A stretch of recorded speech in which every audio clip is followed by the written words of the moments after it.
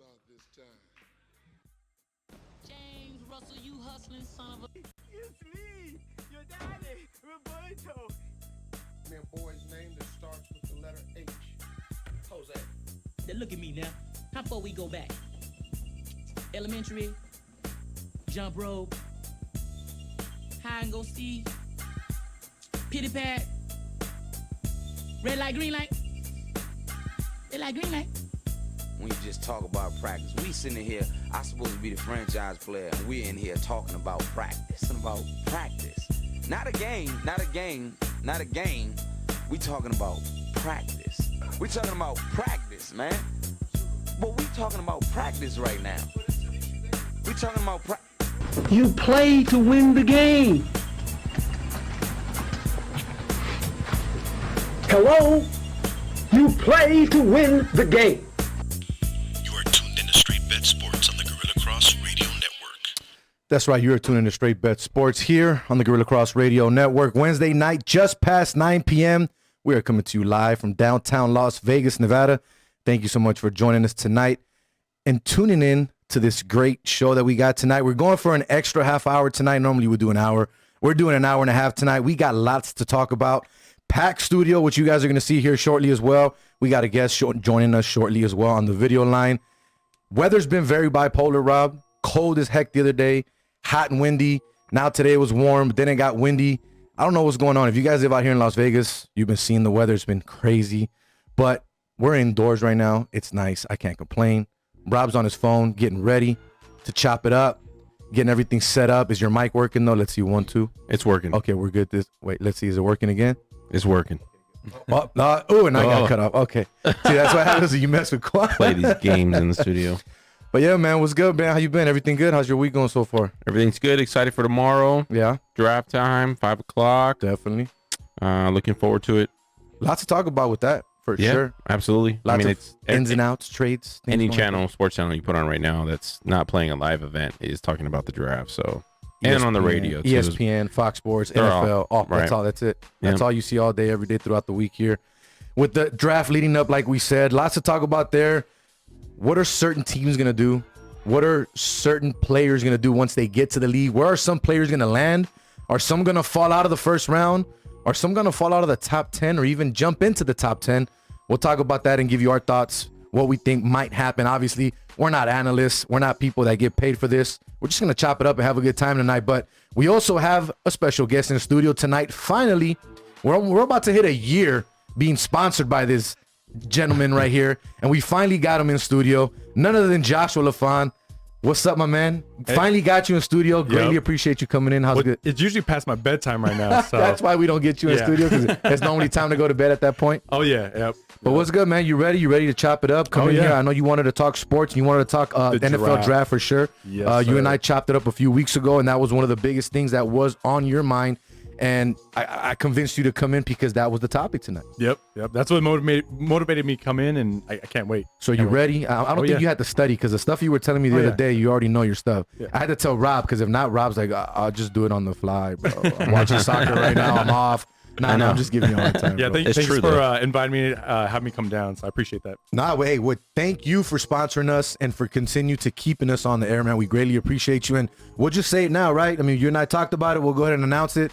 Josh has decided to keep us going, so we sign on with Josh again. Yep. The show must go on, and it will go on, so we greatly appreciate you for that. But he's already in studio, so we might as well go ahead and play the plug. Let everyone know what it is, who we're bringing to us, bringing us to you guys every single Wednesday night. Quan, if you could please go ahead and put that up once again, as we do every week.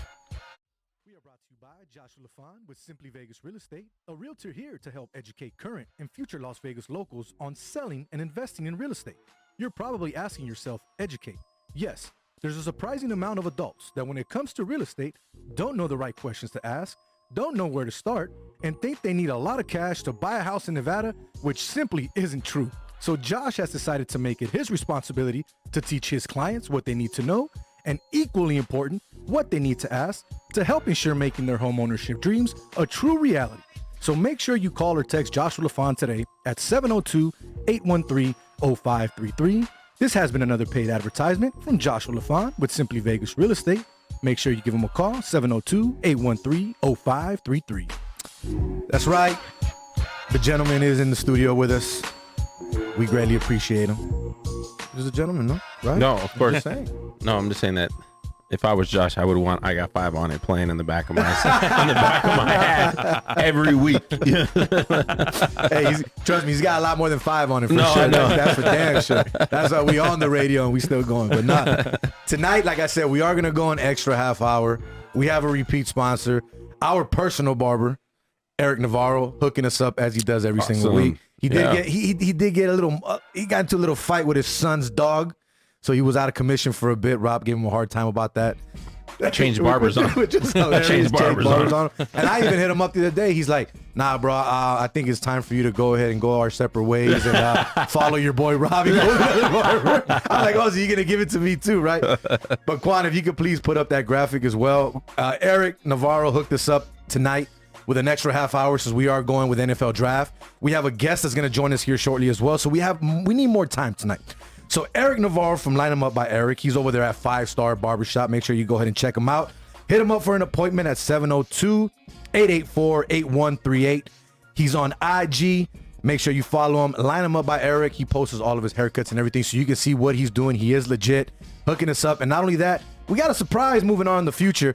I think Eric might be jumping on with us as well, which is cool. The more the merrier. Again, guys, I say this every single week and I continue to do so. Eric, thank you so much for jumping on with us tonight and sponsoring the show so we can get that extra half hour in. We greatly appreciate you. But again, guys, if you're watching this and you're seeing what we got here, again, I've said it again, I'll say it again, and I'll say it again.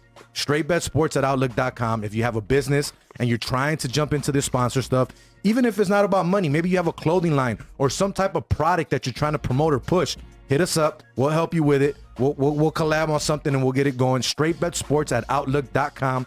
Trust me, we got a lot that we can offer and a lot of things that we can give you and that we can hopefully get in return from you and make a good collaboration moving forward.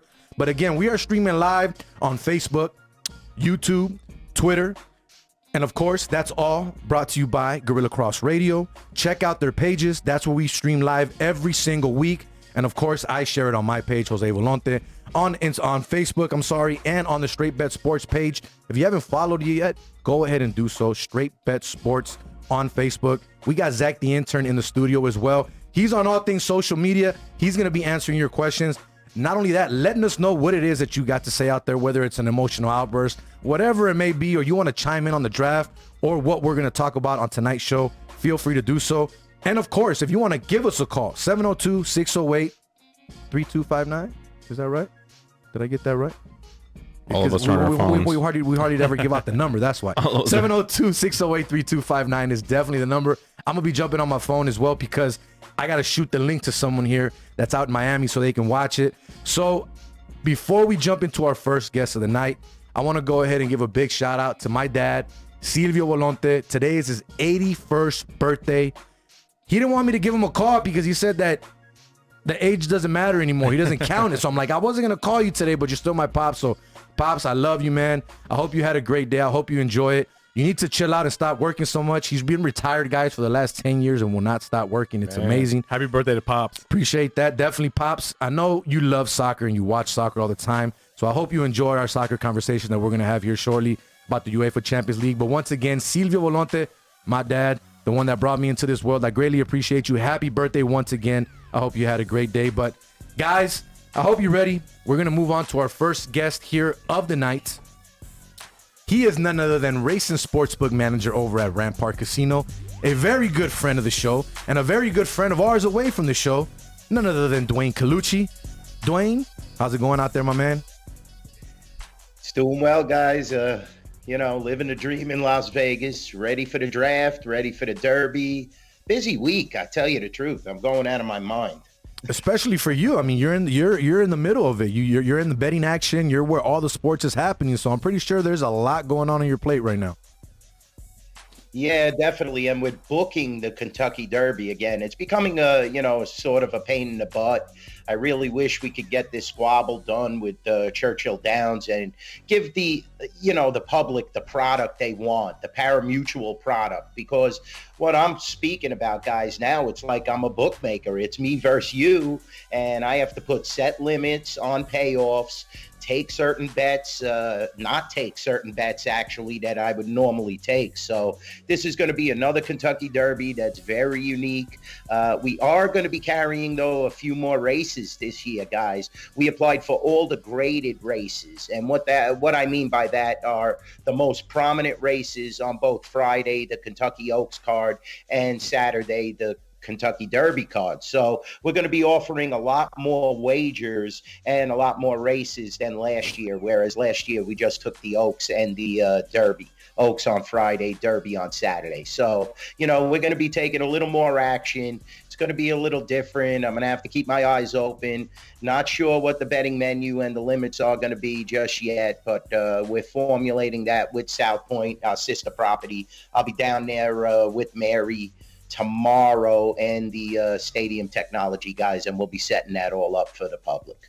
So before we get into the horse racing and the seminar, obviously, that I definitely want to talk to you about, because there's a lot of people like myself that we're still novices. Like, we bet horses, but we don't know the ins and outs of it, and we want to get into it a lot more. So we'll definitely talk about that. But when it comes to basically everything that you got going on aside from the sports book and from the personal life, how's the podcast going? I've been meaning to ask you that. How's that going for you so far?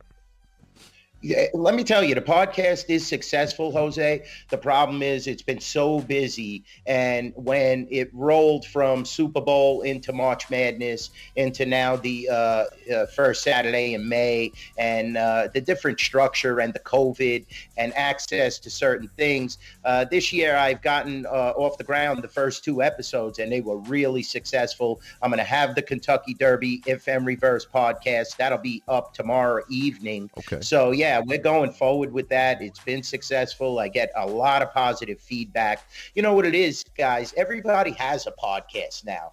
So, Right. my So podcast, true. what it is it's more unique because you don't see any bookies out there with a podcast. Correct. Even Jimmy Vaccaro, guys like that, they don't have their own singular podcast.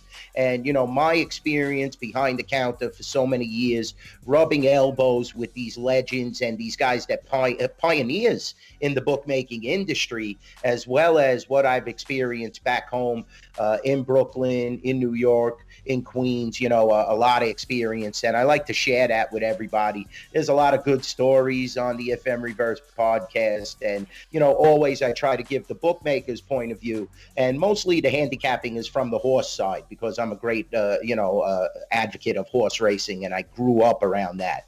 So, that's very important to me. And I will give selections on major horse races and my opinion. But, for games and stuff like that, the NFL, sure, I'm going to give my professional opinion. But it's mostly great stories, experience, and what I see coming in and going around the Rampart and the South Point. We are joined by Duane Colucci, Rampart Racing Sportsbook Manager here on Straight Bet Sports on the Gorilla Cross Radio Network. Now, Duane, obviously, like I was talking about when it comes to the race, before we talk about the race itself and who's in it and things of that nature, let's talk about the seminar. Let's get into that part of it. You have something going on that I saw in the news as well. Congrats on that. That was awesome. You were on Fox 5. You just want to give you your kudos on that.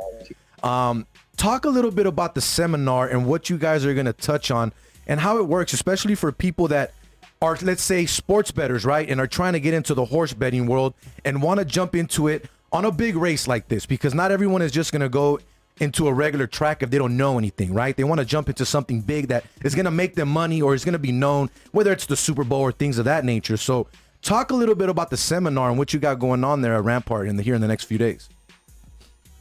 Yeah, the seminar is very important, Jose. I thank you again for plugging it and letting me speak about it. We bring in a professional handicapper, a great friend of mine for many years now, Bob Ike. His reputation is immense, guys, in Southern California. He actually picked 9 out of 9 winners, and that was in, I believe, one of the LA major papers he was writing for at that time. And to pick 9 winners, guys, I mean, that is just phenomenal. We know how much that pays on a football football parlay or a baseball parlay, Oh, yeah. let alone at a racetrack. So Bob has immense experience. We have it annually. This year, it's this Friday evening at 6 p.m. inside the Cascade Lounge at the fabulous Rampart Casino. Myself and Bob Ike, we give our professional opinion. We break down each and every entrant of the Kentucky Derby. We'll give out a few pick threes and other types of wagers as well for those guys who like to really get professional and try to make some real money out of this. So it's going to be a great time.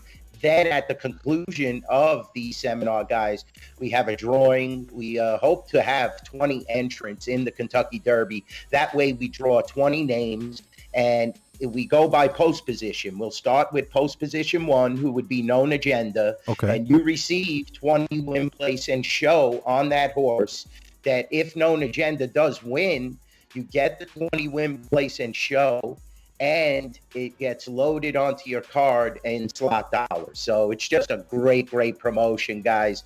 We really enjoy it, and we have that usually at the end of seminars, but we switch it up. You know, we do a lot of different seminars for the Breeders' Cup, and if the Belmont Stakes, if there is a Triple Crown attempt, we'll be doing that as well. So the seminar has been very successful this year. Also, we're going to be streaming it on a YouTube channel as well as the Rampart Casino website.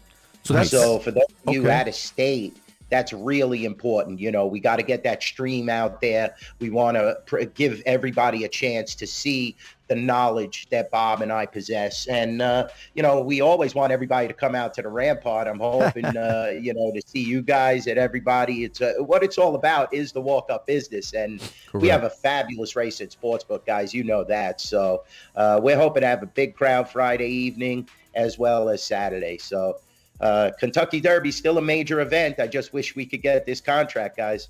So you talked about the 20. You said 20 win, play, show. Did I hear that correctly for the contest?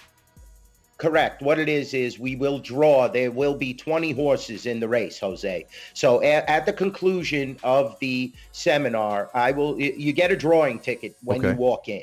You have to stay till the end. One drawing ticket per person. Okay. We will draw 20 names out of the drum, starting with post position 1. That would be the horse's Known Agenda. That's the name of the horse. You would get 20 win, place, and show on this horse. So now, if he does win the race, you get the value of the 20 win, the 20 place, and the 20 show, and we load that in free slot play on your card. So my question, are you guys, so you're doing and you're also going based off of live odds? Because right now, a Known Agenda is 6-1. So obviously it's going to go based off of what the horse ends after the race for sure, right? And for those of you that don't know what win, play, show is, obviously, like we were talking about, basically win the race, come in second, or come in third. So if the horse wins the race, you're going to get all of those payouts depending on what it pays per every position. Rob knows a little bit about that because we messed around at the cannery. A little bit. You know what I mean? With some long shots here and there. But that's pretty cool, even for someone that doesn't know that much about horse racing, right? Especially if you're just going to go join his seminar, right? Mm-hmm. Exactly. And the seminar is free, guys. So that's Even just better. a free perk. And think about it. What did Country House pay a couple of years ago? $90. So think about it. 20 to win on a horse that returns $90. That's $900 in free slot play. Then you get the place price and the show price. So just to come out to a seminar, there's chances to win $1,000+ in free slot play. So everybody's a winner who comes out to the Rampart. Then as well, if you make a $20 bet on Saturday, I'm going to give you a drawing ticket at the end of the Kentucky Derby race. If you're in-house, we're going to draw 5 prizes. 150 to the Hawthorne Grill will be the top prize. Okay. And I got a few, I believe the 4th and 5th prizes are Yeti coolers, real nice coolers. Nice. And also the 2nd and 3rd place prize will be comps to the Jade, our Asian fusion kitchen, as well as the Clubhouse Deli. But I will give choice on that. You know, it's just going to be a nominal dollar value for those comps. 150 at the Hawthorne being the top prize. Okay. So just make a $20 bet and you get a drawing ticket and a chance to win those 5 prizes. And here's another one, guys. Come out, make a $50 bet, and I'm going to buy you lunch at the Clubhouse Deli.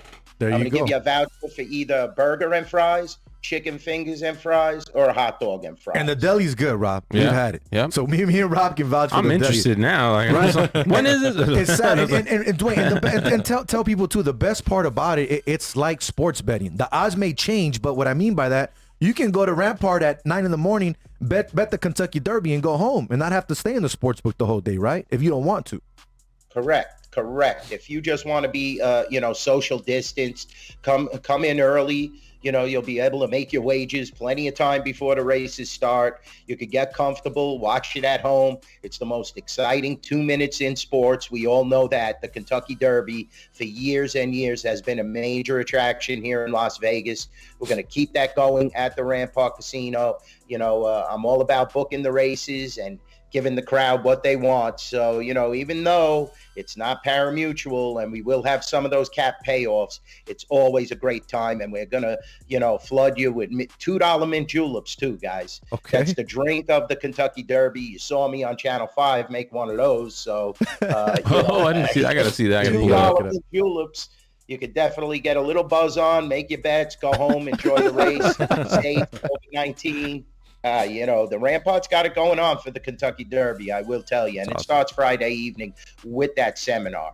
And it's very important to gain as much knowledge as you can, guys, on these horse races. Because like you said, Jose, the odds constantly change. It's a pari-mutuel pool. It's a lot different than making a bet on Kershaw, minus 240. You make the bet, you're locked in at that price. Sometimes, these odds get really astronomical if you're betting a long shot.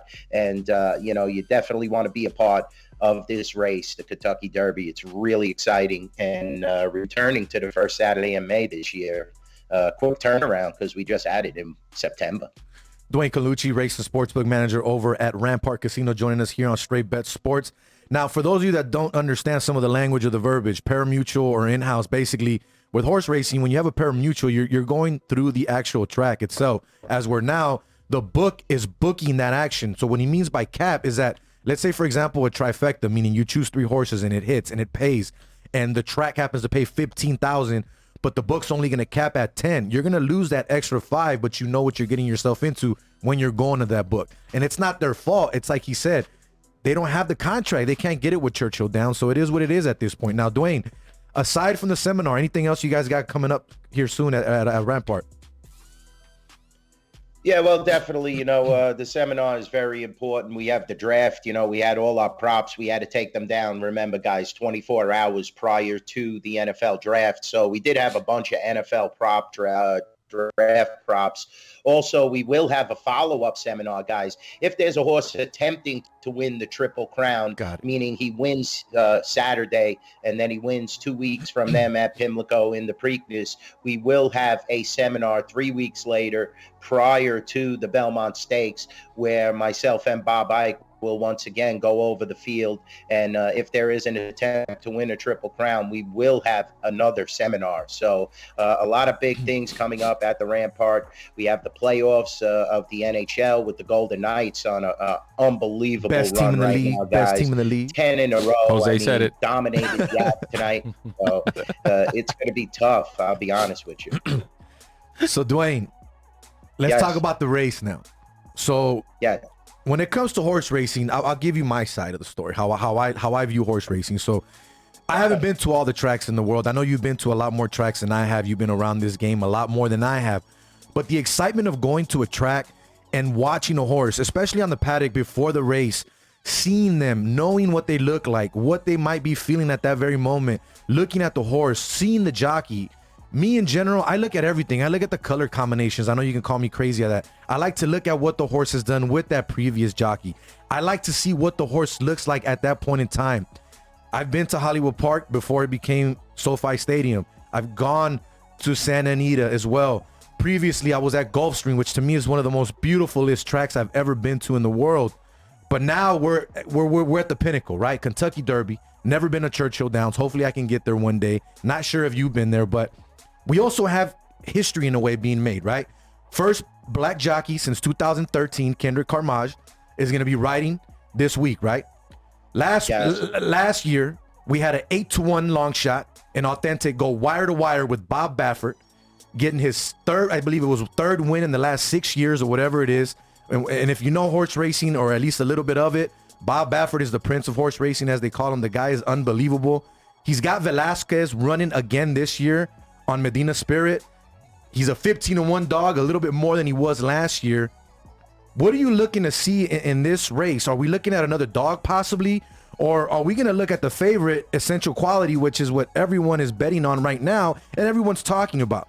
Can you see this being a long shot type of race once again as it was last year? Or do we get the favorite coming in this year, Duane? I tell you, Essential Quality, he's really got, the deck stacked in his favor just because of all the experience running the way he is, his running style. We hear the rumors about Mattress Mac putting down this big $2-3 million bet on this horse. So the horse's odds are going to be driven down so far that we're not going to, I'll be honest with you, I'm not going to bet the horse. I think the horse is going to be overplayed, undervalued. So I'm going to look elsewhere. I mean, I like the second place finisher in that Bluegrass who ran against Essential Quality, Highly Motivated. I think Chad Brown is definitely the top trainer in the world right now. Castellano on him. Could definitely improve.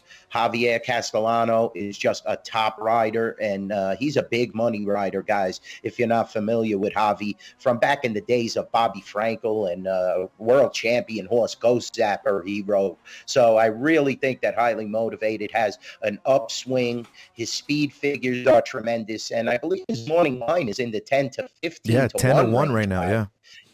Yeah. So definitely going to get some value with him. I like Known Agenda on the rail. Irad Ortiz, I mean, you saw what he could do at Gulfstream, Jose, firsthand. He's a beast. This guy is the top rider in the world.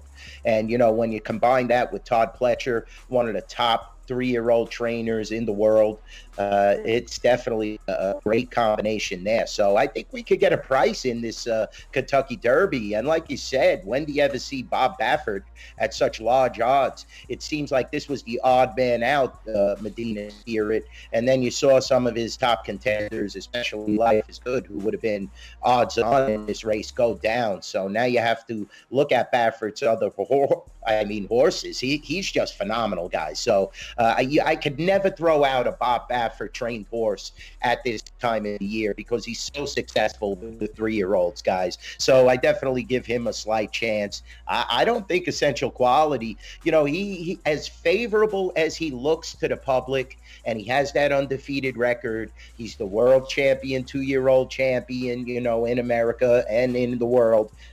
I still think he's got his work cut out for him to just keep improving. Then you start to become one of the best horses ever, guys. So I think I'm going to take my chances. I like Highly Motivated. I like Known Agenda. I'm going to give this out probably, at the seminar. I'll give you different bets, but I'm going to probably suggest that you bet to win on this horse because I'm looking for that 10 to 12 to 1, $20 price. So that's what I'm looking at, guys. Jose, I think there's going to be an upset this year. Duane calling it another upset. So it was upset last year, 8-1, and he went wire to wire. Yep. You know what I mean? It could be done. Now, my jockey, from when I like to bet and follow some of these jockeys, especially because he's a West Coast guy, I mean, at least the tracks that he's ran at. He used to run at Hollywood Park, Santa Anita, Del Mar, all that. I like Joel Rosario on Rock Your World. He's 5-1 right now. I think that's a solid price. Might end up changing, who knows, especially if Essential Quality gets all that money put in on him.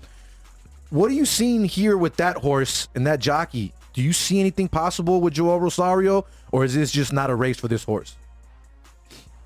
Jose, Joel is right there with Irad. I'll tell you the truth. They're having a fabulous competition this year. I'm glad you brought him up. And there's a little squabble with this horse because he was ridden by Umberto Rispoli, who is a top-notch rider in Southern California. And definitely no shame in switching to Joel Rosario, but just a little shock, in my opinion. I thought they would have stuck with Rispoli. But if you look in the past performances, he did ride this horse in his first career start. So, this is the stud from California, tons of speed out of the John Sadler barn, has done nothing wrong. You look at his speed figures. I'm looking at them right now. They are tremendous. He destroyed the field in the Santa Anita Derby, including Medina Spirit, guys. So definitely, Jose, one of my top 4 horses. I mentioned that on the Ron Flatter podcast today. We had the Kentucky Derby roundtable, myself, Chris Andrews, and Johnny Avello. I definitely had this horse in my top 4. I will use him in most of my trifectas and superfectas. And you have to definitely respect these combinations. Like I said, Joel is having a fabulous money season. He's riding his butt off, and definitely John Sadler. He's another one. I'll be honest. He's definitely a top trainer, especially in Southern Cal. But moving now, the horse, I want to see. He's one of the few horses, guys, that if you look at the past performances, he did not run as a 2-year-old.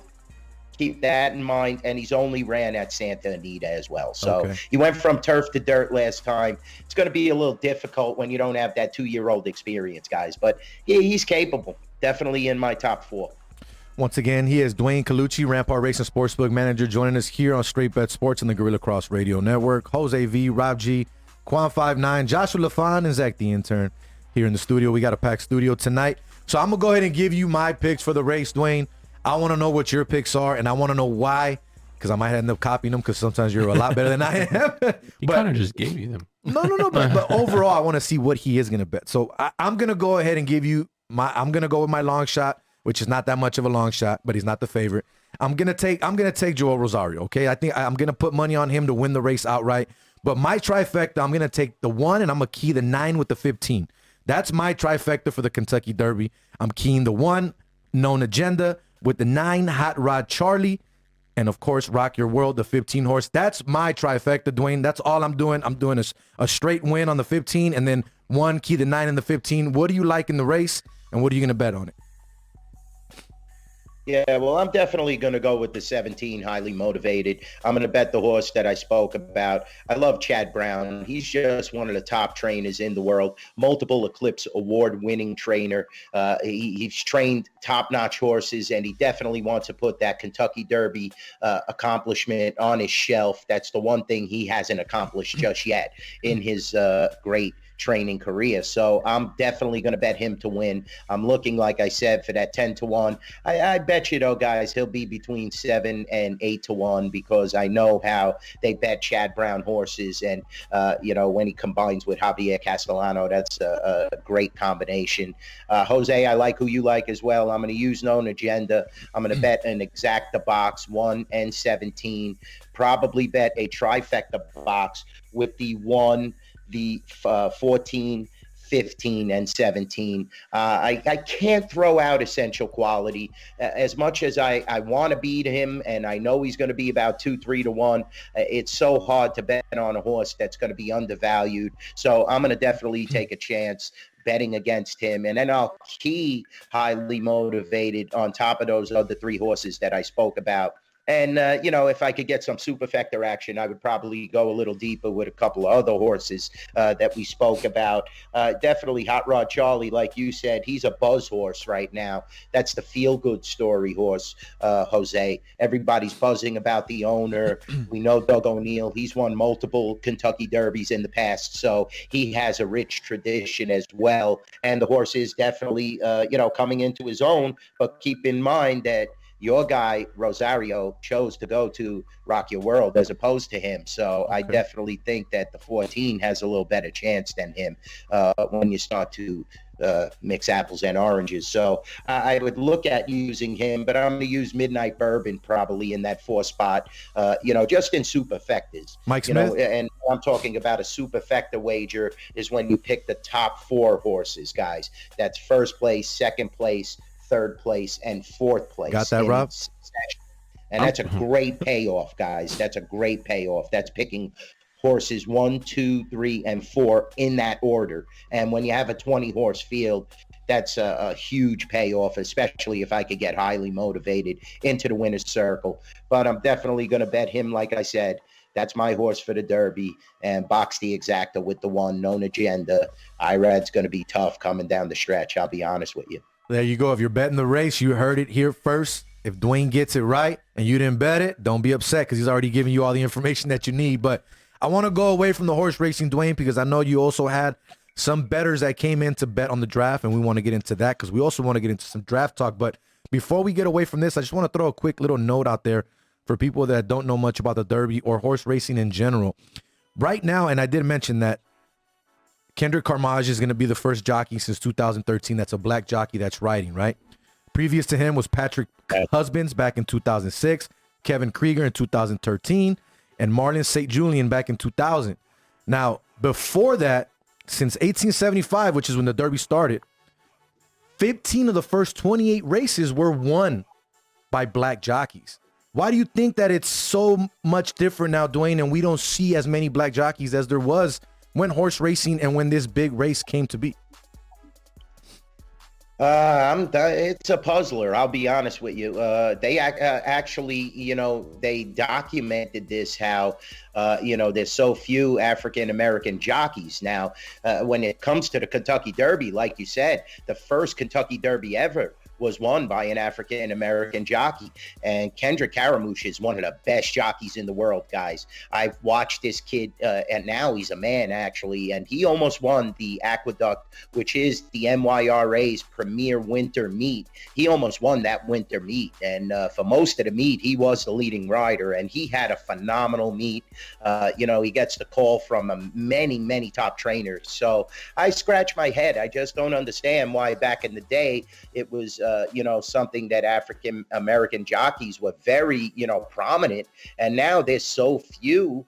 We spoke about this off air. I just don't understand. But, definitely Caramouche, he's standing with the big boys. He's got a chance. Every horse in the Kentucky Derby has a chance, guys. Always, so. Yeah. I definitely think he's a top-notch rider. It is a puzzler why there are not more African-American jockeys, but you do see a lot more of I want to say Southern Hemisphere riders, more from Puerto Rico, Panamanian, I should say. So Peru, we've had different riders from all over the world. It's not just an American colony. When you look at guys like Irad Ortiz, they're from different parts of the world, as opposed to, Tyler Gaffalione, who is one of the top American riders, Drayden Van Dyke, kids like that. So, it's definitely a melting pot, most riders. I just don't understand, Jose. I can't answer why there are not more African-American riders. But I will say the guys you mentioned, I remember St. Julian, Krieger was a beast. He rode Nyquist, Golden Sense, I believe he rode. Golden Sense, who was one of the top milers in the world. And these guys were very accomplished, and so is Kendrick. And I definitely think he has a chance in this field to get into the winner's circle. Again, Duane, let everyone know real quick the seminar, what time, what date, so they can go ahead and check you out. Yeah, the seminar is going to be great, guys. Come down to the Rampart, the Cascade Lounge, this Friday evening, 6 p.m. All are encouraged to attend. We're going to have perfect social distancing. You will be required to wear a mask inside the Cascade Lounge. Myself and Bob Ike, 6 p.m. It will be also on YouTube, as well as the Rampart Casino website, which I believe is the resortatsummerlin.com. So myself and Bob Ike will be breaking it down, like I said, drawing after the conclusion of the seminar. And the seminar isn't that long, guys. I'll tell you the truth. We just go over the one race. Like I said, we'll give you some pick fours, some trifectas, some exactas. But definitely I encourage people to watch if you can attend, because there's a lot to learn if you're a novice. And definitely Bob will walk you step through step and step by step. I will as well. And it's definitely something to watch and absorb if you're a novice handicapper, as well as a professional handicapper, guys. And, Jose, you know how we do it at the Rampart. It's always a good turnout and always a good time. Definitely. Make sure you check out Duane Friday if you want to get your Kentucky Derby knowledge ready for Saturday. Definitely go check them out. So, Duane, let's jump into the NFL talk here, NFL draft. I know the guys in here that don't know much about horse racing, they're happy we're going to start talking. I know they're probably happy we're going to start talking some NFL here. They were listening to a foreign language for a few minutes here, but let's talk about the NFL draft. This NFL draft this year is going to be very interesting because you have a lot of players that opted out the previous season, right? Big name players that were projected to go top 10, and some now, because they opted out, are projected to fall out of the first round. So with that being said, obviously we're in Vegas. People bet. You're at the book. You guys have lines. Talk a little bit about some of the options and some of the prop bets that you guys did have for the NFL draft. I know it's done now because you had to take it down 24 hours before, but talk about some of the stuff you did have up. Well, you know what was the most popular, guys. What do we have here now in Las Vegas? The Raiders. So we definitely had to put up what is going to be the Las Vegas Raiders' first draft selection. That was one of our most popular draft propositions at the Rampart in the South Point. So, yeah, we had that up. We definitely know that this is I don't want to say that the quarterbacks are that great, guys, and that it's quarterback rich, but we have a lot of attention on the quarterbacks, especially at the top half of the draft. And you have to put up a total over under, quarterbacks picked in the first round. So we did have that option. We had different players, guys like J.C. Horn, Barmore, where they will finish and what draft position they will be, and you could bet over or under. We would set a number of what position we felt that they would be at the Rampart and South Point, and you guys could bet over under on certain players. And we had a ton of those players listed. I mean, from Fields to Pitts, I'm all these guys. So, it was a major attraction. It's not as big, guys, as I would say it could have been when it was scheduled here, because if the draft was in Las Vegas and held in Las Vegas, the handle would have been off the hook. But we still had an extensive menu at the Rampart and South Point for the public to dabble in, and they were biting on it. I'll tell you the truth. We started right off. Look at this, guys. Total number of offensive players drafted in the first round. Very interesting. 18.5. You could have bet over or under on that. I believe that closed at minus 125 on the over. Really? So then we had the defensive players, 13.5. Naturally, we brought that down because we had the offensive players with the prominence of the quarterbacks. I mean, look at it, guys. They're talking about, Lawrence Wilson and Mac Jones maybe going in the top 3. So the top 3 picks are probably going to be quarterbacks. So that's how, as bookmakers, we have to make the adjustment. And that's why we have less defensive players listed, 13.5. And I believe the under was smashed on that. I think we closed that at maybe minus 140. So, we did have a ton of players listed, guys. That Raider prop was a massive, massive handle prop. And I can't wait to see the draft and how it plays out. What are you expecting? You expecting any surprises? Anything that you think might happen? I mean, we were talking about it earlier. You have the Atlanta Falcons sitting there, right? Right now, the Atlanta Falcons are sitting at number 4. And I want to get all your thoughts on this. You have a guy in Matt Ryan that has 2 years left on his contract, I believe, lots of money, but yet you don't have much left for him in weapons, right? Todd Gurley, not there, or at least not the guy that they thought he was going to be, right? You have Julio Jones, which now they're saying we're willing to take, phone calls and conversations about trading this guy. Yeah. If you're the Atlanta Falcons, I think you feel like you're in a great position right now, because you could either draft a quarterback if you want, because like we said, more than likely it's going to be Lawrence Wilson, which I hate that pick, and we'll talk about that here shortly, and probably Mac Jones going to the Niners, right? So if you're the Falcons, who do you take? You take Lance at that point, the dude from Dakota State. Over Fields? Falcons, not the Niners. That's what everybody's saying. That Jones. No, that's what you're saying, Quan. I'm just saying what from what it's out there, from what it's projected. I don't think he's a good fit there. I don't think he should go there. Mac Jones. And with the Niners? Yeah, with the Niners. No, I don't like that. But if you're Atlanta, you can draft a quarterback here, or if not, and you feel happy and you feel comfortable with Ryan, you take Pitts, in my opinion. Yeah. So what do you guys think? I mean, what are your thoughts on the Falcons and just any surprises in this draft? Who wants to go first here? I'll go. Well, with Pitts, I mean, specifically with Pitts, he's basically a wide receiver playing tight end, right? That's what he is. That's exactly what he is. So if he were to lose maybe 10, 15, maybe even 20 pounds, I mean, he's gonna. He could be a Calvin Johnson type body guy. He can be, a great wide receiver, and in the position that Atlanta is in, I personally would say I would trade the pick.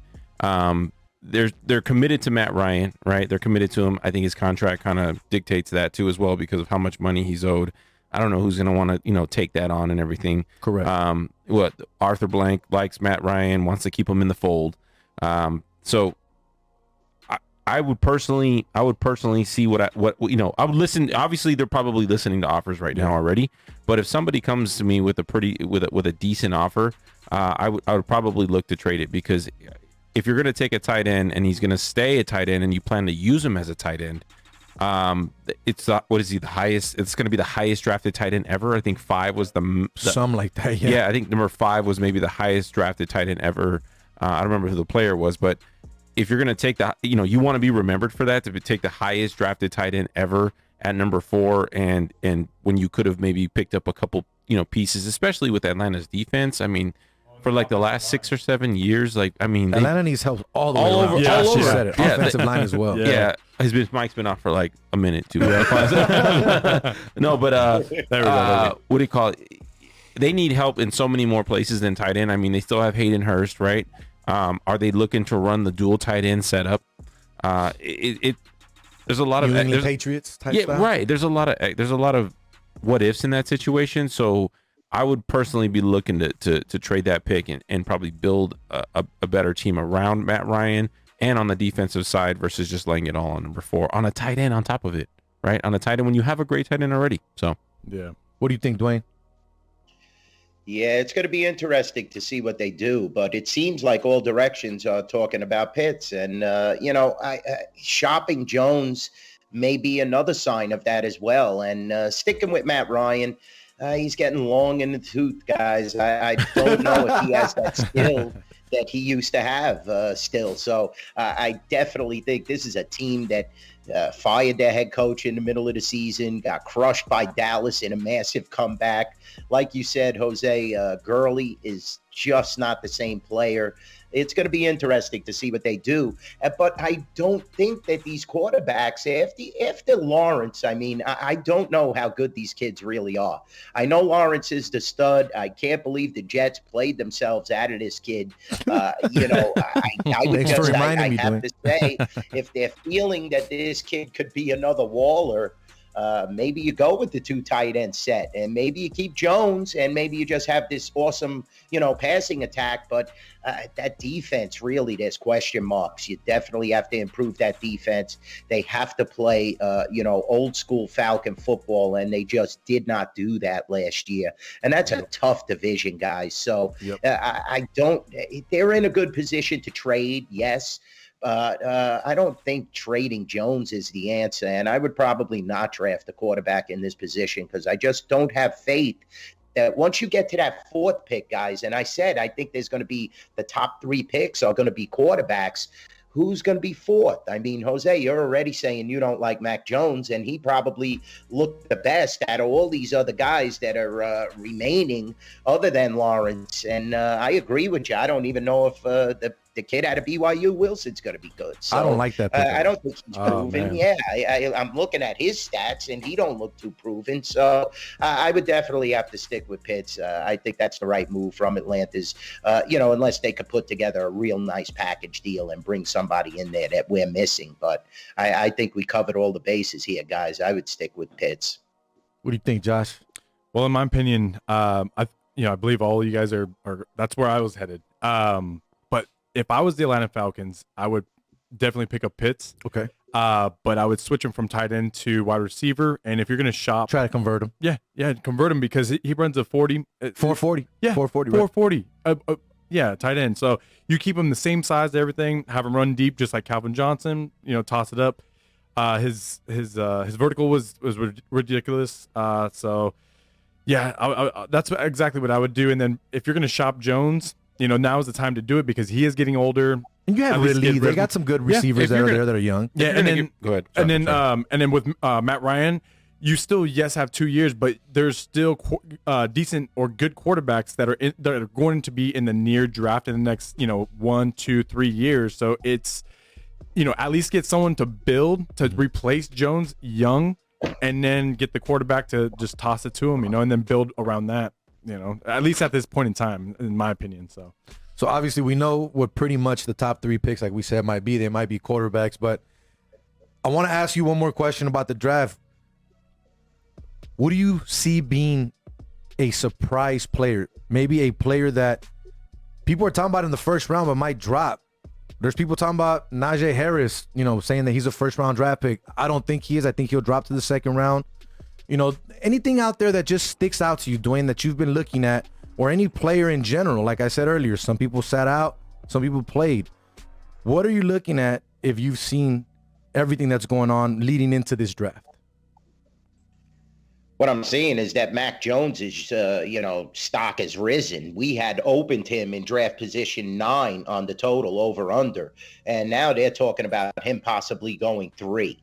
So that's where we're seeing the overvalue on Mac Jones so far.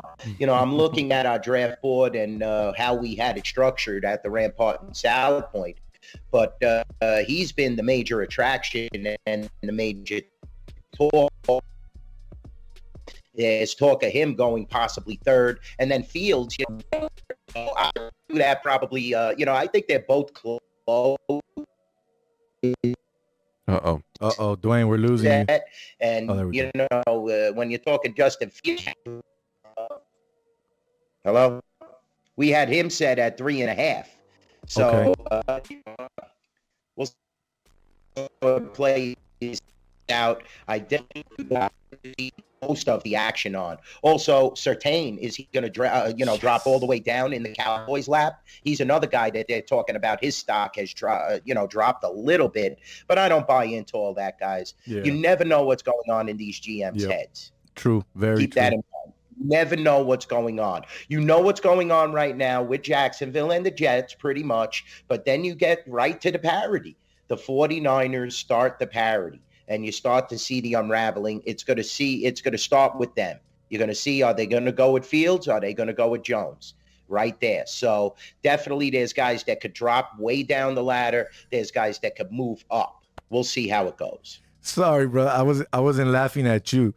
It's just Quan posted, I promise I'll shoot my TV screen if the Niners draft Mac Jones. Hey, I'll tell you the truth. Quan, you might be shooting it. Just like Elvis, the old school days. Duane, I promise, man. I'm going to need another TV screen. I don't know if you guys have any at Rampart that you can donate. Hey, you can come down. I tell you the truth. I seen about 80, 65 inches in the basement. I'll see if I can grab you one. Who do you want them to take? Who do you want them to take?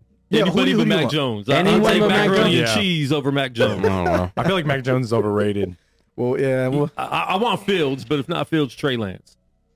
Well, Duane, I know it's a little late, man. I know you got to be up early tomorrow because you got another thing going on. You're always busy. I totally understand that.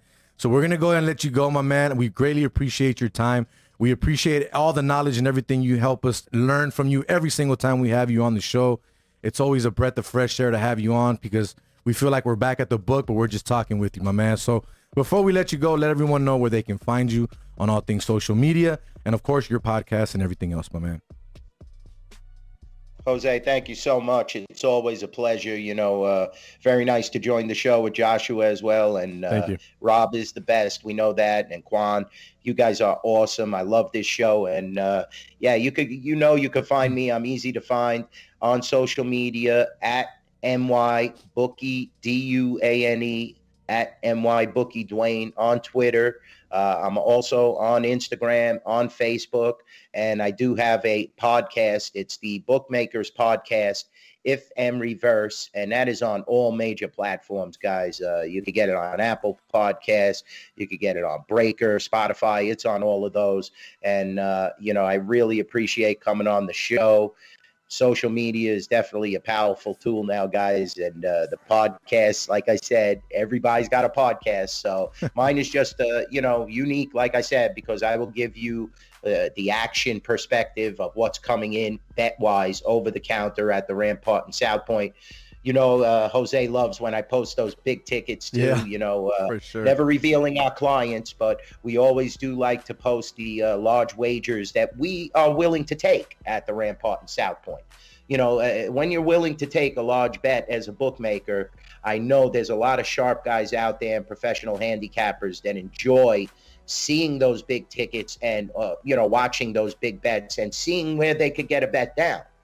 So that's why it's important. And I put most of those out on Twitter, on my Twitter feed. And thank you so much, guys. It was really a pleasure to join us. And come out and see me on Friday.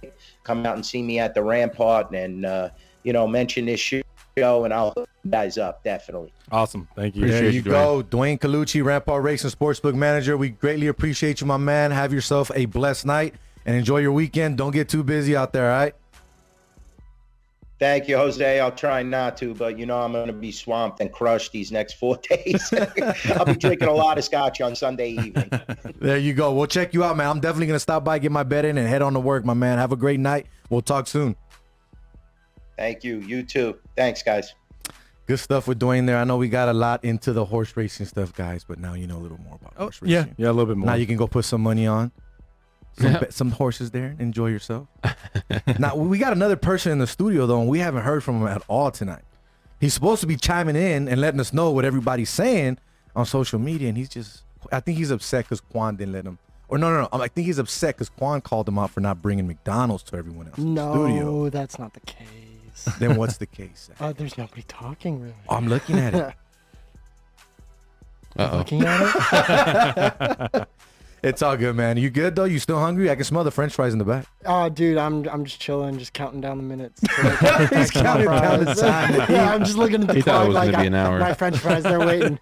Oh, we forgot to tell you we're doing an hour and a half tonight, bro. Sorry. Yeah, no, I've heard. I've heard it a few times already. All right, guys, let's chop it up, man. Let's talk NFL draft. That's why we brought Josh here tonight. There's a lot to talk about. Yeah, so I wanted to bring up. You go first. Yeah, go first. So I wanted to ask you, since you're a Jets fan. Go ahead. Who do you think they're taking second, and why do you disagree with Zach Wilson? So I honestly think that they're going to go with Zach Wilson if we're going based off of what everyone is talking about, based off of the mock drafts and all of that. Granted, and I'm going to put up a little thing here shortly. I know Quan has it with Mel Kiper and all these guys. I don't like those guys. Okay, yeah. I like Todd McShay. I think Todd McShay is straightforward. He doesn't sugarcoat stuff. If he's wrong, he's wrong, and that's it. As where Mel Kiper Jr. likes to basically give you everything in the world and say he's right and I'm going to quit my job, but yet he still has one and he's been wrong. So I think Zach Wilson is another guy that we had that one good year. You had that one good year, right? But it was also a COVID year. It wasn't a regular year. You didn't have the pressure of the fans. The travel wasn't as extensive as it was for BYU as it normally is. It was completely different. Not only that, previous 2 years, when it was a regular season with fans, no COVID issues, injuries, not the greatest quarterback overall. I don't like that. I want a guy that we know what he can do. And I'll go back to what Stephen A. said on ESPN the other day. I don't understand how a guy in Justin Fields went from being talked about as one of the top 2 quarterbacks in this draft to not even being a top 3 pick. That makes no sense to me. This guy did way more in his career in college that Zach Wilson ever did. Not only that, body frame, I like Justin Fields' body frame a lot better. His body of work overall, what he's done, like I said, I think is better. Not only that, you're a new coach in Robert Saleh. You don't bring in a guy like Zach Wilson that is probably going to be a project. I understand he probably has the build. He probably has the arm. He wowed people with a few throws in his pro day. But come on now. If you're a first-year coach, and you're trying to make a stamp, and you're trying to create something and create a culture with this team that, I'm sorry, has been horrible for a long time, and we just traded a quarterback that we could have kept to draft one of these good receivers and create something in the future, then no, I don't like Zach Wilson. I think Justin Fields should be the number 2 pick in this NFL draft.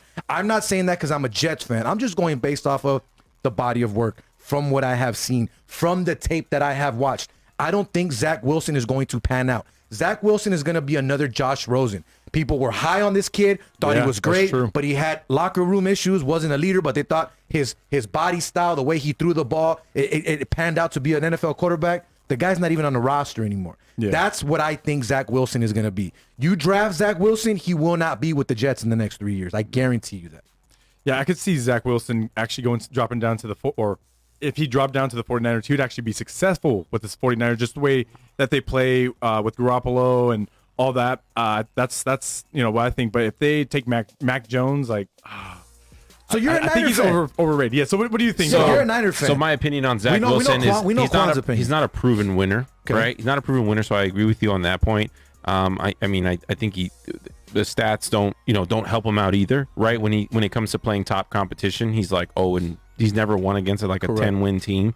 And it's not only like he's never won, like his stats are just atrocious, right? They're just horrible.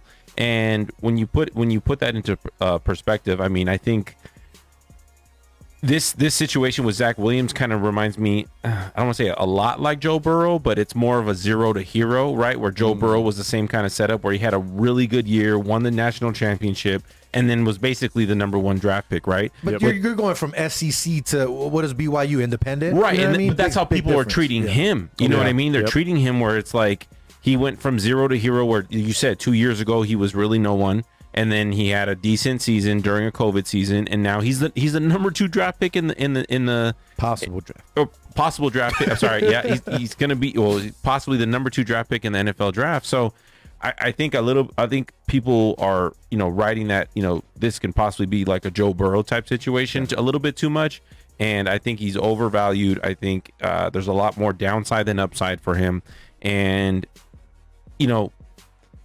as much as I say to that. I think that the scenario that he needs is more of a, like Josh said, a Niner situation where he knows he's going to go sit for at least a couple years, minimum a year. It's already the plan. It's already set in stone that he's going to sit. So for him to go to the Jets, especially your team, and going to start, right? And 99% chance he's going to start. Yeah. That's going to be rough. That's a lot on his shoulders. Oh, yeah. And then when it comes to Mac Jones, like Duane said, they had him at what, under 9. Now we have him at top three. I think that he knows that he's going to sit, right, which is great. I think the Niners did the right thing by saying whoever we take is not going to start. They're going to sit because typically maybe a top 5 quarterback would be looking to start for a team that drafts him that high. I think what they gave up though for either a Mac Jones or a Zach Wilson, a quarterback regardless at this point. Correct, but what they gave up for that, that's the one thing we're gonna look back on this and either I know Lynch was involved with this as well, but we're gonna look back at this trade in a few years and it's gonna really be a telltale to see where the Niners franchise is really going, because they traded, just to move up the spots that they moved up and what they got rid of to either get a Mac Jones or a Zach Wilson. It can literally break the momentum that they've got going in the right direction. Now, I know last season we didn't have that great of a season. We had, it was, I don't remember what we finished, but obviously we didn't make the playoffs. We didn't live up. We had that little Super Bowl hangover, even though we lost. Super Bowl hangover, didn't have a good season afterwards. But, we're still on the up and up, right? The Niners, they were plagued with injuries. Everyone knew that.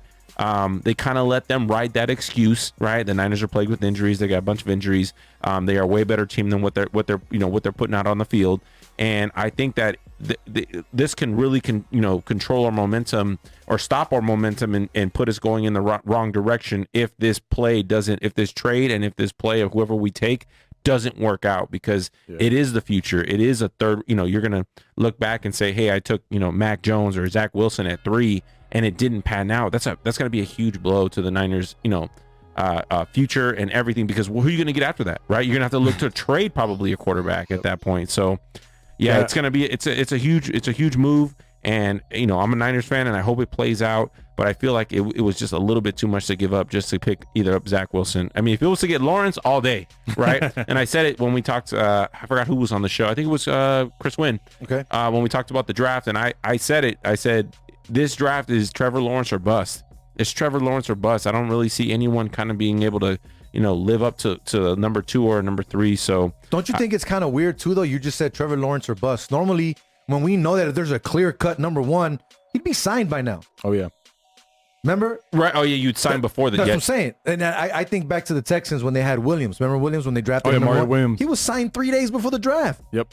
So, I mean, it's like, if is Jacksonville basically trying to screw around here, or is it clear-cut they're taking Lawrence? It's clear-cut. I mean, it's clear-cut. Why not sign the kid already? Or at least talk about that offer if it's there. Or maybe they are and we're just not hearing about it. Who knows? Maybe they are, but I think it kind of takes away a little bit from the draft too. If you know that person signed already, like it kind of, why even pay attention to the first pick of the draft? Exactly. You know what I mean? Like why even just move on? Right. Like we can miss the first 15 minutes because we know what's already going to happen. Yes, we kind of already do, but if he signs, then there's no what ifs if something crazy happens. I know that's not going to happen, but it just takes away that X factor. And I think we all know what's going to happen. Urban Meyer, first year coach, first year NFL coach on top of that, right? They got a good kid coming in. I think, they're gonna build off of this. They're gonna build off of this. I know you don't like Urban Meyer because you went off on him one time. One show at the end but I think he's Still gonna hasn't changed. I know. I agree, but I still think he's in a perfect situation right here, right? Taking over the Jags with an owner that's got more money than who knows, than a lot of owners, right? He's in a perfect situation to fail. Yep. Which is what I want to see. Which is what I want to see. Because if you fall off of that in that perfect situation, like everything's falling, everything's playing in your favor, and you mess that up, then that's even, I think, worse than just either not, than succeeding and possibly, taking this team to maybe a 7 or 8 win, season this year. So Rob, back to the Niners really quick. So you didn't like the trade at all?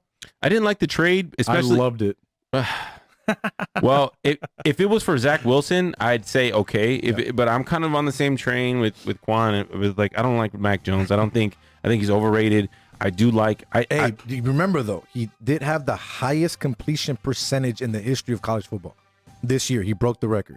I think it was 77.8%. But look who his wide receivers were. Correct. I was about to get to that. 100%. When you got Devontae Smith and Waddle before he got hurt. I mean, Najee Harris in the backfield. I mean, what this reminds me of? It reminds me of LSU when Joe Burrow was back there. He was sitting back there all day, and he had Jefferson, Chase. Oh man, I mean, just great receivers. He had Randy Moss' son. Yeah. Thaddeus Moss, and he had a great line, so he barely got touched. And that's the same thing with Mac Jones. He had a great line, great receivers. What more can you ask for? So that's why I in my opinion, that's why I think he's overrated, because of what was surrounding him in college. So not only that, I mean, I'm sorry, and I've said it, and I'll say it, and I'll continue to say it until I get proven wrong. Alabama quarterbacks don't pan out. The last one to do so was New York Jets. Joe Willie Namath. Aside from that, Alabama quarterbacks don't pan out in the NFL. You gotta watch out for Tua. The Jets have even drafted one. They drafted Greg McElroy a while back, and Greg McElroy did good. He did good in Alabama when he was at Alabama. I think he won a national championship, as a matter of fact. Yeah. But I think one of the best scenarios right now, too, though, if you think about this, Cincinnati Bengals, they're sitting there at 5, right? So obviously, 1 quarterback, 2 quarterback, 3 quarterback, 4. Probably going to go quarterback, most likely. If not tight end, we're probably going to be Pitts, right? Or if not, maybe they get somebody like the guy from Oregon to solidify their offensive line. Yep. Or Michael Pearson, which is the linebacker. So, but you want Joe Burrow to succeed, right?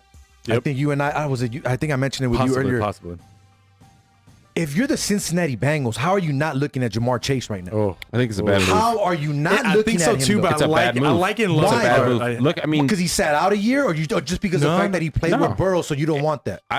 I know Burrows is advocating for Chase. Obviously, it makes sense, right? They both play together. They have that connection. They won a championship together, right? They have that connection, but I think if you're the Bengals and you're going off of what your quarterback is telling you at this point to get a wide receiver, I think you're not doing the right thing. You need to look at your organization as a whole, and you need to protect Joe Burrow. And when you can get an offensive tackle that good in Sewell, however you say his last name, you take him. And he sat out a year, so he's healthy too. And you don't pass up on that. You don't pass up on that. And so if they're going to be the Bengals of old, they might as well go with Jamar Chase and go down that road. and hopefully he doesn't pan out to be another AJ Green and have turf toe every, by week 7. So basically you're saying that if they draft Chase, we're just going to get another Andy Dalton, Andy Green type of thing where they might have a bit of success, but it's not going to turn into anything. And that team that you're talking about right now had a decent defense too, right? They had a decent defense. They had Bonte, I think Burfict was, I think he was part of that.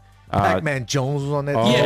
Towards the end. There's before he got in trouble at bars. They had decent defense, and the way that he got hurt against Washington last year, right? Whose defense, I don't want to say they came out of nowhere, but they ended up being one of the best defenses in the league. Young, bro, he's a monster. Yeah. And in this situation, what you're going to be playing up against in the NFL, I think you have to take an offensive tackle to protect him, especially the way that Joe Burrow got hurt on getting sacked. I agree. So you got to protect him. You're right there. Zach's wanting to sleep on the chair. No, I'm just looking at the trap. Bro. Let him do his job. Leave him Yeah, alone. exactly. I got your back. I got your back, bro. Thank you. You got to take your tackle. You don't go for the 1-2 connection, the home run hitter, right? Who can only hit home runs because Colin Cowherd always says this is that wide receivers, they're not they're not everything, right? They're not. You can they're a dime a dozen, to be honest with you. You can create a wide receiver. Yeah, you can create a wide receiver. They're a dime a dozen. Offensive tackles are not. And so to find one, that good. And there's two good ones in this draft. Yeah, the there's dude from Northwestern and the dude from Oregon. Yeah, Slater, right? Yeah. Slater. So to get him, I would totally. I think if they go with Jamar Chase, they're gonna basically be the Bengals of old. Yep. They're not headed in the right direction, which currently they are. They are headed in the right direction. It's going to be interesting to see how Joe Burrow bounces back from this injury as well. Yeah. But you got to take the OT, the offensive tackle in this situation. You have to, hands down. If they go with Jamar Chase, that's a smart move. Not only that, that's the smart move. It's the safe move. Joe Burrow was slinging it last year before he got hurt, and he didn't really have much to work with. They have T. Higgins. But that's what I'm saying. If you look at the overall the players that they have, right, the talent wise that they have on that team, then I agree with you. You go for offensive tackle. You want to take care of your future. You want to solidify this quarterback position and make sure that this guy is your future because that's why you drafted him with the number 1 pick. Right. Then yes, you've already seen what he can do without much talent. So therefore, you said it. You can create that talent. Quarterbacks can be created. Receivers can be created. So go out and trade for Julio Jones. You know what I mean? Do something like that. I wouldn't be surprised if they do draft Jamar Chase, though. Let's be real. I wouldn't be surprised. I wouldn't be surprised if they went just to that make route. Joe Burrow happy and not make the organization happy. Yeah. Like that's. Yeah, you got to protect your quarterback all times. So another one too, man. The Dolphins traded back 6 spots with the Eagles earlier today. So now the Dolphins are going down to the 12th spot. Wait, they traded back? Yeah. No, wait, what? I thought it was that. Wasn't that what it was? No. That happened right after the Niners. So it was the Niners at 12, and then it was the Eagles traded the Dolphins down or up to number 6. Correct. That happened when the Niners trade happened. Yeah, same day. It was like hours after. Yeah, it was crazy. Crazy. So I saw something else today. I must have been wrong then. So yeah, you got Miami at 6. You got Miami at 6. Go, Josh. Oh man, they're not going to draft a quarterback. We know. No. I'm hoping that if Pitts drops, grab Pitts because I think you should take him out. Like I was saying with the Falcons, take him out of that tight end position because we can have Gesicki, and we can have 2 powerhouse. You're a Dolphin fan. I forgot about that. Yeah, so I said, Josh, go. Yeah, but like I'll pull him out. Back. I'm just kidding. But yeah, that's why I put him in wide receiver, and you could give Tua someone big to throw to. They don't need an offensive line. They just traded for DJ Fluker with the Ravens. So they're building the pieces, with trades and free agency. So they're gonna go with the playmaker. Now, if Pitts is not there, if Pitts isn't there, Devontae Smith. You gotta go Devontae Smith. Either him or Waddle. No, Chase. Have to go with Chase. I like Chase. You know what? In that scenario, yes, better offensive line. Yeah. You want to give him more playmaker. I can see that. I'm not sold on Devontae Smith. Like I watch highlights and everything, and I'm like, this guy's good, but I'm small guy, 5'11". That's why 5'11". I think. No, he came in at 6'1", 175. He came in at 6, a little bit bigger than 6 foot, but under 6'1". Jamar Chase 6 foot 208. I like that 208. Yes, and then the 6'2". It says 6. Oh, I don't know what he came in at. Maybe I don't know how that. I didn't. Yeah. I think he had the best vertical as well. Yeah, I may retract my statement of saying you got to take Devontae. I like Jamar Chase. I totally got to Jamar Chase. Going to the Bengals and not going to the Bengals. I'm sorry. If Jamar Chase is there, if Jamar Chase is there, I think you take him over Devontae. You him. Can't let the Heisman Trophy blind you. And I think if Devontae's a great college player, I don't know if he's going to really pan out to be a great NFL player. You know who he reminds me of is Deshaun Jackson. Like a slot player, right? Like a slot player, like a go route. Like his first 5 years with Vic, with the Eagles, or not with Vic, but with the Eagles, he was always playing on the side, and he was just long gunner, punt returner, punt returner, returner, all that stuff like that. When you want to talk about kickoff or punt returners, the dude Tony from Florida, 5'11", dude small, Ladarius Toney. He's small, but this guy reminds me of Percy Harvin. Is that the guy that ran 4.2? I don't know what he ran in that. I don't know. But he's a small guy, but yet you can play him out of the backfield. He's like that Swiss Army knife type of player. Yeah. But it's also durability with these small guys. But you know what I mean? You got to pick him up around like the 2nd or 3rd round. Oh, yeah. Tony won't be a first-round pick. I don't think that. But I'm just saying, like, there's those type of players out there. Like, But so I'm gonna go and say this bold statement. So if Pitts and Jamar Chase isn't there, Dolphins are trading. ooh, Wow, who do they trade with at that point? that's a tough question. There's a lot of people that you could trade with. So we haven't even talked. I mean, I know we haven't even talked about Trey Lance.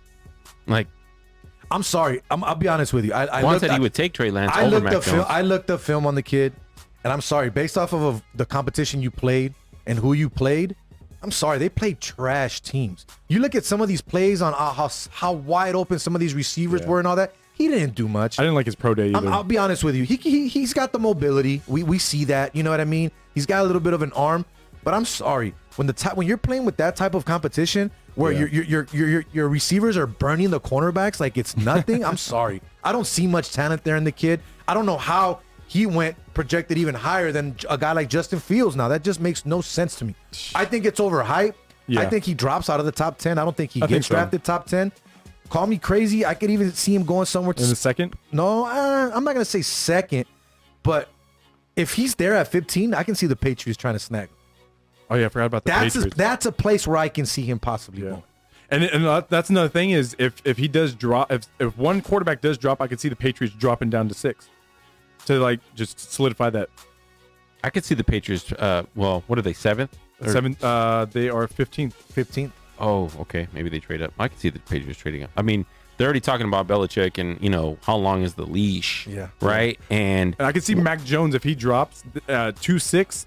Patriots are going in because he likes Mac Jones because Belichick and the coach, they're bro. If Mac Jones, him and Saban. I'll say this here: Yeah, if Mac Saban. Jones happens to fall to 15, I bet you anything the Patriots Oh, snag yeah. him. Oh, absolutely. They All day. snag You him have to. 100%. There's no way he falls that low, though. Hey, he wasn't projected to be this high to begin with, so anything is possible. Look Any at team before Aaron them, Rodgers, though? bro. Remember Aaron Rodgers? Aaron Rodgers dipped in the draft. And I Yeah. don't see any other teams after the Falcons taking a quarterback all the way until what?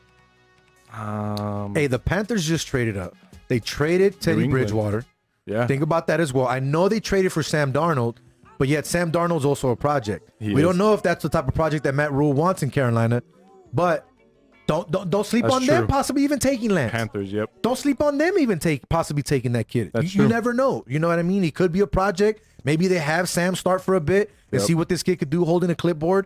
I mean, that's the thing, man. Too many of these guys are getting these jobs too quick. And we'll go back to the Denver trade. Drew Lock. It's basically Drew Lock is gone. I'm a big Drew Lock guy. You know, I've been harping forever. I think he did pretty good. He wasn't consistent on like certain games, but in some games he was locked in, and the I problem- hated it because he always killed my cards. But the problem with him is that same thing. He got thrown into the fire. Yeah. These kids get Yeah. drafted into the bad situations where it's like, you got a coach that's on the hot seat or something. You're coming in. You got to Yep. save my job. It's like, no, man. These young kids, unless you got a team that's plug and play and you're ready to go and you're like that number one guy like Joe Burrow, then you should be holding a clipboard for a few years. Yep, Now, yep. I think Drew Lock can still go somewhere, learn from someone, whether it's a good vet, good situation, but you got to go to the right spot. Yeah. You know, and call me crazy. He could even go to New England and learn That would there. be- You know what I wow. mean? But there's different things that can happen, but too many of these young kids coming out of college are getting thrown into the fire, and I don't like Yep. it. Clipboards are not a bad thing. Look at Aaron Rodgers, one of the greatest quarterbacks to play the game, already won a Super Bowl, played behind one of the greatest quarterbacks to ever play the game, and held the clipboard for a few years, and he's still killing it. So Yeah. holding a clipboard is not a bad thing, in my opinion. I think it's good for these kids to learn and especially move forward in their career, because a lot of these kids don't make it. Look at, again, Josh Rosen. This guy was such a huge guy talked about. He literally went from starter to Yep. out of the league. Look at Matt Leinart. Same thing. Exactly. He's a good analyst now. I give him that. Yeah, yeah. But some guys just aren't fit for No, the league. You they're know what not. I mean? Now, Lions. See Win if he's chiming in and he's watching. What do the Lions do, guys? What is it? Linebacker. Linebacker? Solidify the linebacker spot? Build the defense even more. You have to, right? Yeah. Because they score. Obviously, Matt Stafford's not there no more, so we No. don't know You what the got Jared offense is going to Goff. be like. But if that offense continues to score the way that they did in the past, Mm-hmm. they need to stop giving up that many points. So I Yep. agree with you. You either go That with or Surtain. Or Surtain, yes. Yes. Now, if Surtain doesn't get picked there, a lot of people are saying he's going to fall to the Cowboys. If you're the Dallas Cowboys, you need to draft defense. Yeah, especially after the most injured guy in your history retired, Sean Lee. Well, so if you're, I was about to say that. So since he retired, who do you go with? You go with linebacker, you go with corner. Like, where do you go at that position if you're the Cowboys? I think you go corner because I think you can create a linebacker, as crazy as that sounds. I think you can work with a more mediocre linebacker than you can getting burned on the outside. Does that make sense? That's true, yeah. But that's just me. What do you think, Rob? I think they gotta go wide receiver. I think they gotta wide receiver again. Nah, you got CeeDee Lamb last year. No, what? Yeah, they got CeeDee Lamb. We're talking about the Cowboys. Oh, you're talking about the Cowboys. Sorry, talking about the Lions. I'm sorry. I'm reading my stats. I'm stuck on the Lions. Okay, so if you're the Lions, what do you do? I think you got to go receiver if you're them. I think if what's his name, Waddle. Oh yeah, Waddle's. Okay, so let's say Waddle and Smith are sitting there. They're sitting there at 7, and you are gonna take a wide receiver. I just don't like Devontae Smith's body style. You know, like I think he's a great college player. I think he needs to gain some muscle. He needs to, he's gonna be like a gunner, right? Like Josh said, like a Deshaun Jackson. But is that really a wide receiver, or is that somebody that you're just gonna send on the go and hopefully that their defensive player that's covering them gets burned, right? But you're talking about taking those hits in the middle, right? Doing those cross routes and stuff like that. I think Waddle's going to be your better pick than going, because if Devontae, I feel like if Devontae Smith gets cracked once, it can possibly be over. And not only that, you're playing not only that, if he gets drafted there, you're going to play in a dome half of the season, so you're playing on artificial turf. You get cracked, you get hit, you fall. Ooh. Those hits are a lot different. Oh, yeah. Yep, that absolutely. padding on your knees is not the same as regular grass. Yep. So definitely. But what about the other one we talked about? Cowboys. Would you say linebacker? I said linebacker, corner. I mean, I like Surtain in that situation. I really do.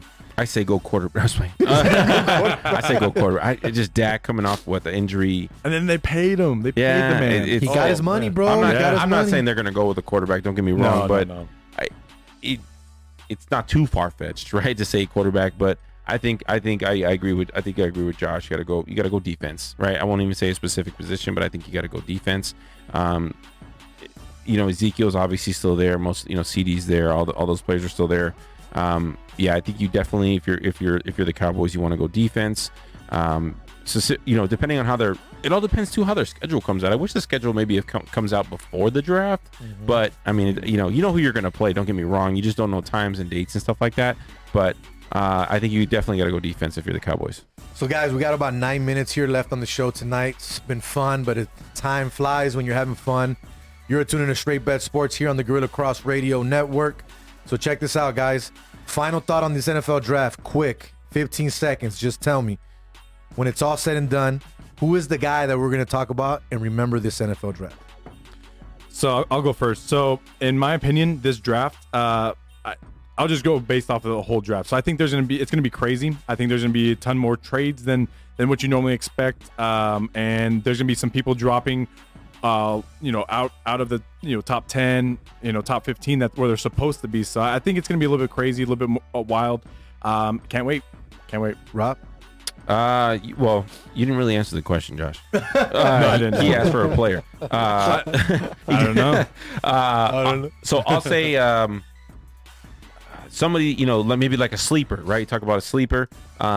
Cinderella story, maybe. I'm gonna go with Josh Fields. Justin Fields. Excuse me, Josh Fields. Justin Fields. I hope maybe the Niners look at him, because I don't want Mac Jones either. So I mean, we didn't even talk a little bit more. We didn't even talk that much about Justin Fields, but I think whoever he ends up with, the one I'm reading here has him going to the Broncos, right? I think whoever he ends up with, he's a great player. He's a proven winner. He's coming off a rough injury, obviously, in the national championship game, or at the semifinal. I'm sorry, he played through it and all that. I look at him to kind of be maybe someone that, other than Trevor Lawrence, right? We're going to go other than Trevor Lawrence.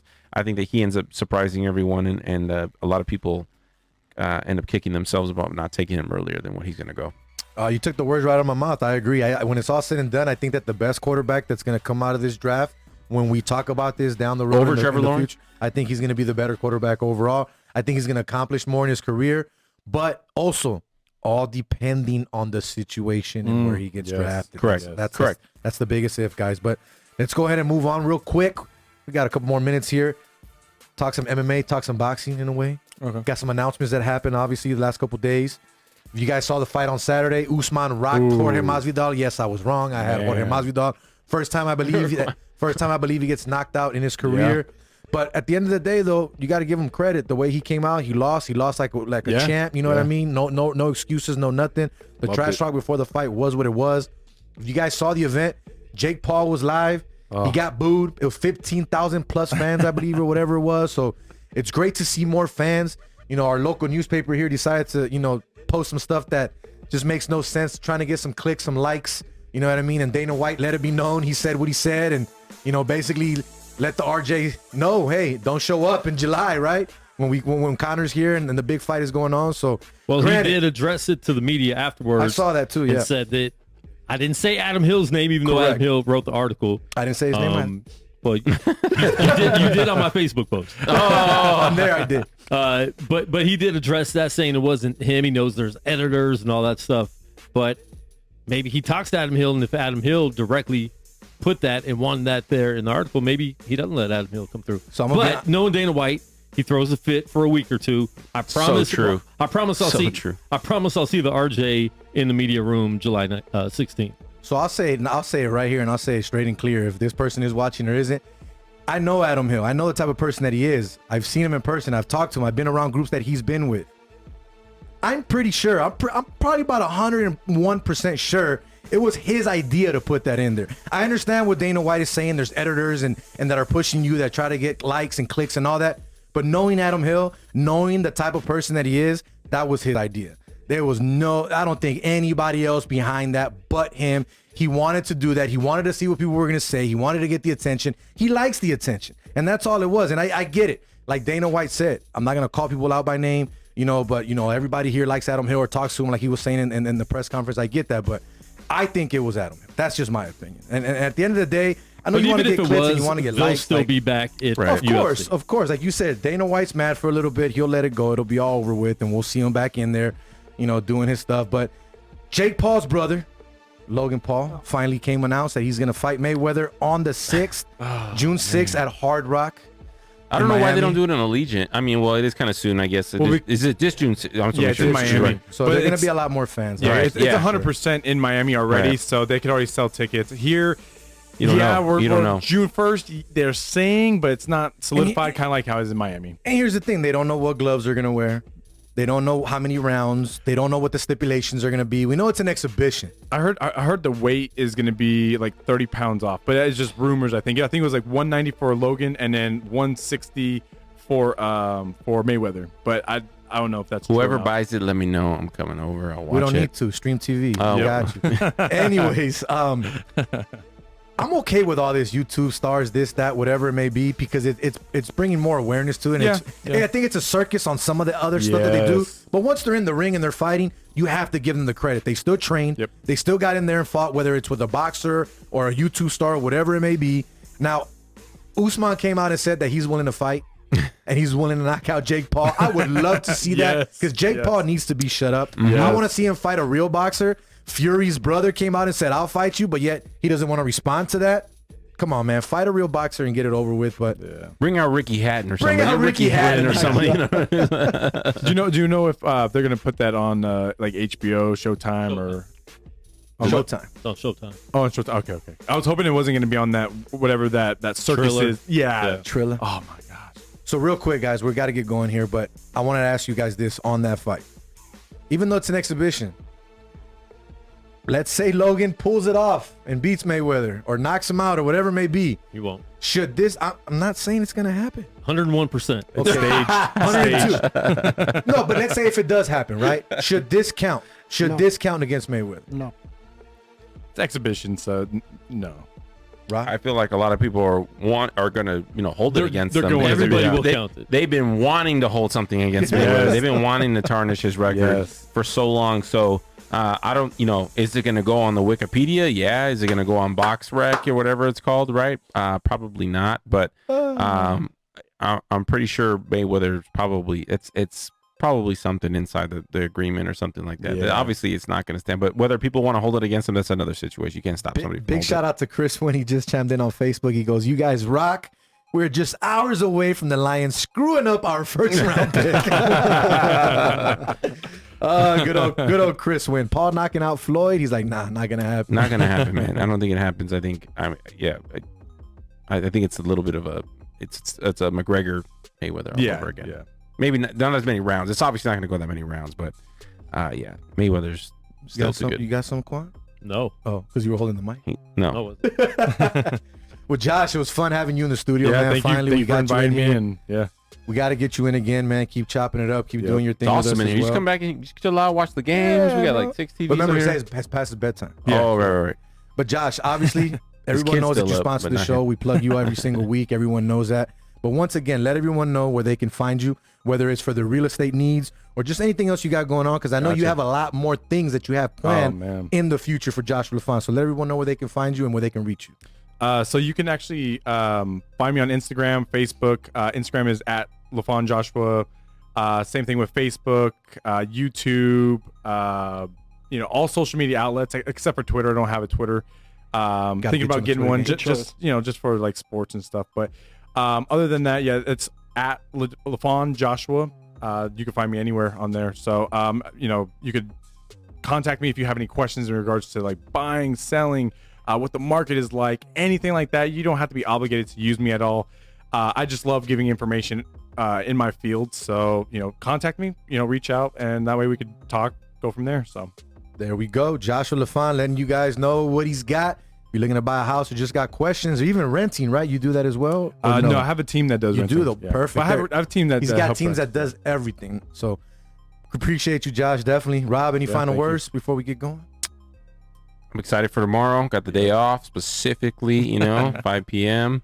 I'll be watching the draft tomorrow. I think we should be here just for the third pick of the draft because I want to see what Quan's gonna do. That'd be kind of interesting. Decide don't show up. I got to decide what TV I'm going to put the draft on. See which one I have to shoot. I can't shoot the new one. Right. Well, good stuff, man. The one by Fun the night. entrance. Fun night tonight. Duane Colucci joined us, Rampart Racing Sportsbook manager. We greatly appreciate him joining us. Make sure you follow him on all things social media with his podcast, and make sure you go down to Rampart Casino on Friday and Saturday for all your race and sportsbook needs. Well, this was fun. Yeah. Got to get going. The wife's on vacation. She's at home, so I got to deal with it for another week. Deal with it. Yeah. She's not watching, so it's okay. I can talk. But once again, Dad, Silvio Volonte, definitely love you. Appreciate you. Thank you for everything you've done for me. Happy birthday. Continue living your life. Keep doing you. You are an inspiration to me. You've been working since you were 15. You retired 10 years ago and have not stopped. You still continue to do so. I hope I can get that far in my life. I greatly appreciate you and I love you. With that being said, this was another episode of Straight Bet Sports here on the Gorilla Cross Radio Network. Make sure you tune in next Wednesday night, same channel, same time. For Rob G, Quan59, Joshua Lafond, and Zach the intern, I'm Jose V. I'm out. See you. See you.